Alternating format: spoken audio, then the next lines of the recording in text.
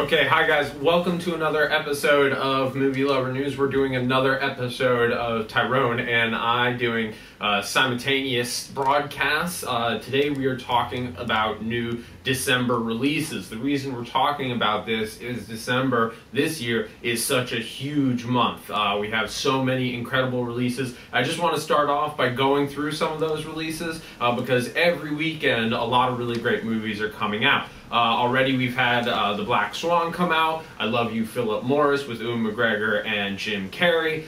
We had The Warrior's Way. The 10th this weekend is The Chronicles of Narnia, The Fighter, The Tourist, and The Tempest with Helen Mirren. That looks really visually exciting. We have Tron Legacy coming out next weekend. Yogi Bear with Dan Aykroyd and Justin Timberlake. Don't ask me how I know that. And How Do You Know, which just had a report on how large of a budget that movie had. Most of that being on paying for the cast. We have Little Fockers, Somewhere with Stephen Dorff and Elle Fanning, Gulliver's Travel. Tyrone's favorite movie for December is going to be Country Strong with Gwyneth Paltrow and Tim McGraw. A movie I'm very excited about coming out on Christmas Day is The Illusionist, Another Year, and Blue Valentine, which just got its rating brought down to an R film, which everyone is very excited about. And you're also going to get Biutiful. So it's going to be an incredible December month. And Tyrone, what are your thoughts? What are your favorite movies going to be for the month of December?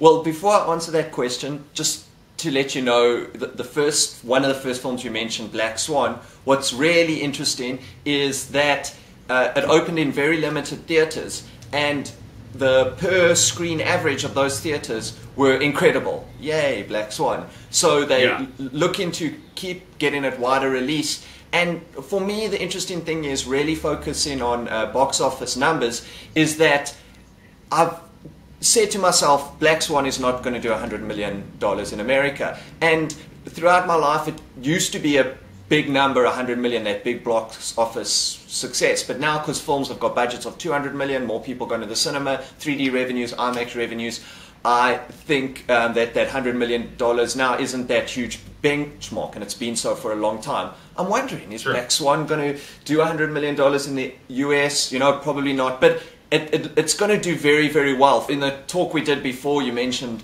a great point about Bridges, got great films, Tron, and True Grit. And True Grit. I forgot to mention True Grit. Those are the two massive films I'll definitely see in the cinema. Reviews are trickling in about Tron lacking a little bit of substance, but the fans are saying, so what?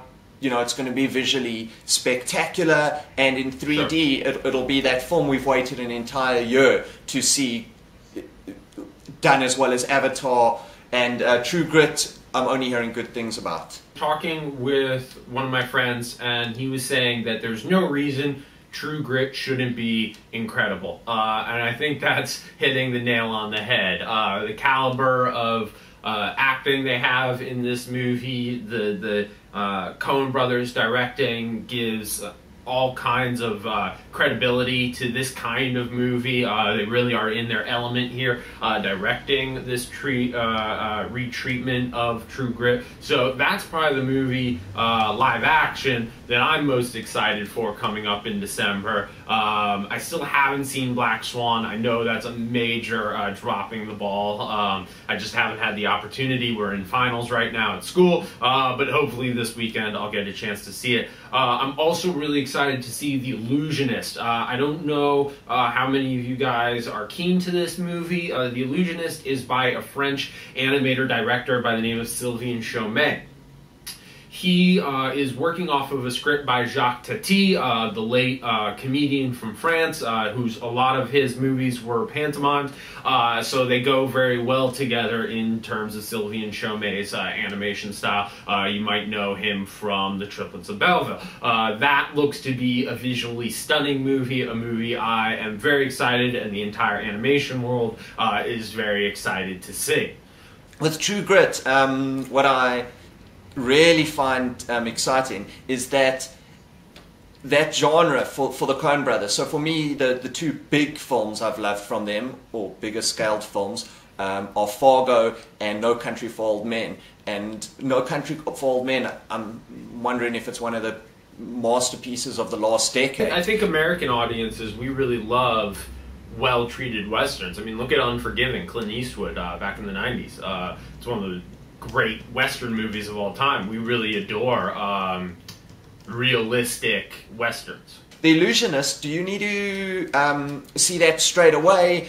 Is are you going to... Well, I think there's an asterisk next to that. For me, it's a lot like The King's Speech. I love Hooper. I love period dramas. That came out December 10th. I'll be seeing that as soon as I can. Anyone who is into animation, anyone who wants to go into animation needs to see this movie as soon as it comes out. That's a definite yes. For the average viewer, I still know a lot of people who have never even heard of Triplets of Belleville, his first major release. It's definitely going to be a very important movie to contemporary animation. So for animation fans, more than almost any other movie that could come out, yes, The Illusionist is a very important movie. The King's Speech is now playing at the Embarcadero in San Francisco. The King of England, the second Prince of England, his older brother abdicates the throne. He becomes the king on the onset of World War II. The problem is he has a terrible stutter when speaking publicly, which really handicaps him as radio is becoming more and more important and World War II is becoming more and more prevalent and, they're on the brink of war there, so that looks like a very interesting side of the war that we haven't yet gotten to see. Is it going to be a big release? Like, is this... because what's interesting for me, did you like A Single Man? Like Colin Firth? I did. I really did like A Single Man. Cool. I think that it's tough selling an all-British cast to an American audience about a time in history where Americans really don't, I think, understand World War II before Americans got involved. So I think, no, I don't think it'll be a major release at all. I think it should be from everything I've heard, it'll probably be an Oscar contender. And looks maybe definitely ride some of that buzz, no, at this point, I don't think it's going to be a very major release. Okay, and I'm always looking first and foremost at the director, and I'm just picking up here. It's the director, Tom Hooper, directed a film, The Damned United. I don't know if you've seen that. Right. I haven't, but I loved it, and that was also something that went a bit under the radar. So it's great that there are those films that'll go under the radar a little bit. But he did John Adams as well, which was an incredible miniseries. Really yes, incredible. and I haven't seen that, but I've only heard great things about that. So we need to quickly cover a couple of other films that are coming out. How do you know? I'm a huge James L. Brooks fan. Sure. I loved As Good as It Gets, really, and always thought that he's going to capture that seriousness versus kind of like a soppier film like Spanglish, which I did enjoy. It was lighter. But I think, how do you know? For me, it's not going to capture that essence that As Good as It Gets did, but I'm definitely going to see it because he's always got something to say. I don't know if you're going to see it in the cinema or Little Fockers in the cinema. I'm really not a fan of the Little Fockers Meet the Parents. I was never really a fan of that franchise. I don't think I ever saw the second one. I get the vibe that you're feeling about How Do You Know. I love Reese Witherspoon. I like a lot of the cast, actually. I mean, Owen Wilson, Rudd, and Jack Nicholson. But I think I'll wait to rent it. I hate to say that, but I think I'll wait for it to come out on Netflix. Because I think for me, it's lost in the pack of these movies, you know? Yeah. So I think even if you have a date, they're better movies to take them to. Gulliver's Travel, what's your word on that?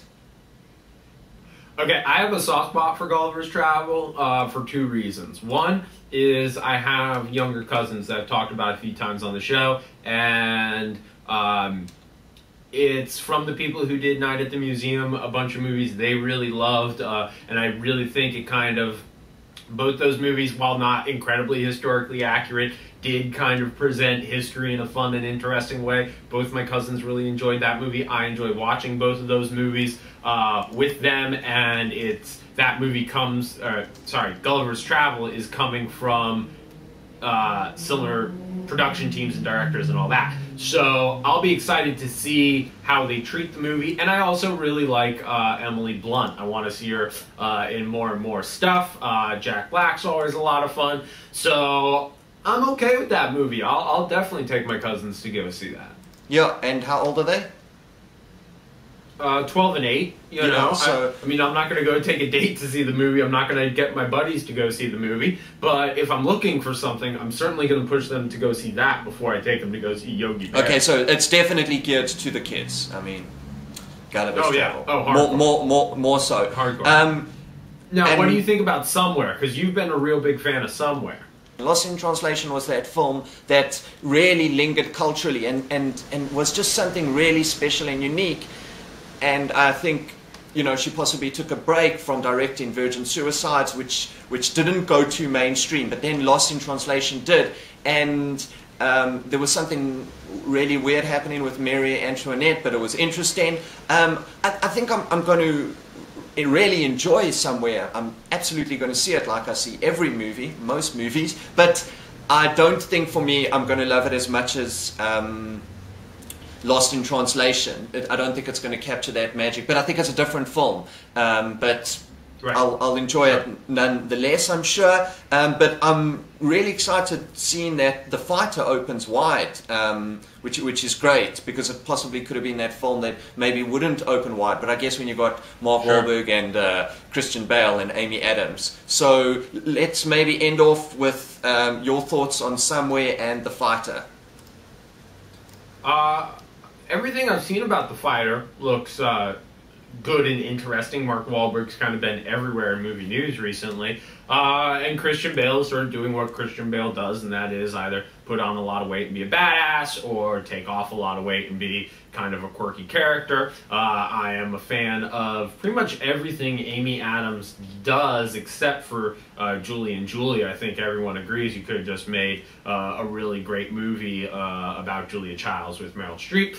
And in terms of Somewhere, I agree with you. I think that Lost in Translation was a very interesting movie for the time it came out in. I don't think Somewhere has kept my interest when watching the trailers. I haven't been as enthralled or excited for that movie, but I do like Stephen Dorff a lot, so I think I will enjoy the movie. I just don't think I'll be racing to the theaters to see it. But that's my thoughts, and maybe a bit critical. I'm sure as the movie comes closer, I'll be guilty of getting more and more excited.